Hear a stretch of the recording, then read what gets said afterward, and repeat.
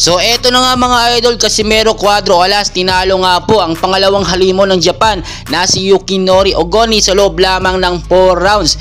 Well, sa first round ay nakita natin talagang malalakas ang parehas na boksingero nito. Hindi sila nagpapatalo at nagpapalitan talaga ng suntok at nakita nyo naman iba yung kalibre ni Casimero dito sa first round. Ganun din si Yukinori Ogoni at talagang hindi sila nanghihina. Malapit na matapos ang first round at nakita natin medyo nanghihina na nga po ang ating angas ng Pinas na si Casimero Cuadro Alas. Pagdating naman ng second round ay dito na tumindi talaga nakakailang tama o ilang beses na rin tinamaan sa mukha itong si Yukinori Ogoni ni Casimero Cuadro Alas. Samantalang kahit medyo nanlalambot, hindi ganoon ka-impressive yung naging laban ni Casimero, pero maingat po siya sa kanyang mga galaw. Limit lang siya matamaan ni Yukinori Ogoni dahil nga po sa mga kilos niya na talagang ilag na ilag siya hindi siya masyadong dumidikit dito nga po kay Yukinori Ogoni.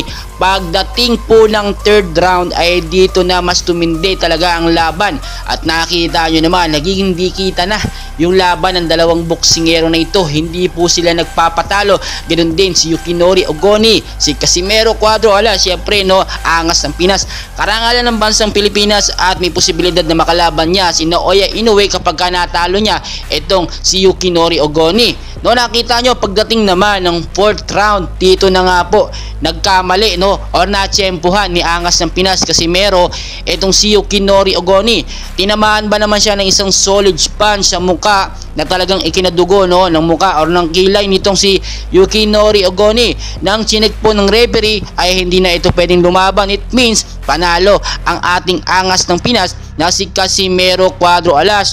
May energy pa at kaya pang umabot hanggang 10th round itong si Casimero Cuadro Alas. Ito namang si Yukinori Ogoni, nakita naman natin impressive yung galaw, mabilis at makikita nyo same 5'7" lang sila pero parang medyo matangkad nga itong si Yukinori Ogoni at talagang napaka-flexible ng kanyang pagkilos.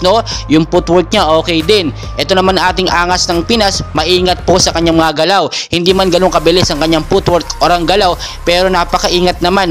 I-mini-make sure niya na yung mga suntok po niya itatama ng solid dito nga sa mukha ni Yukinori Ogoni. So napakagandang highlights ang nating napanood at nasaksihan at karangalan ng bansang Pilipinas muli ang naidala ng ating angas Pinas. Ang mga Pilipino boxer natin na lumaban nga po ngayon sa Japan. And well guys, congratulations sa ating angas ng Pinas, and for sure susunod na makakalaban niya wala nang imposible dito. Si Naoya Inoue na ang una o kauna-una ang halimo ng Japan na talagang gusto niyong makakalaban noon pa man. So nakita natin talagang live na live, maganda ang laban at tinalo ni Casimero Cuadro Alas itong si Yukinori Ogoni sa loob lamang ng 4 rounds.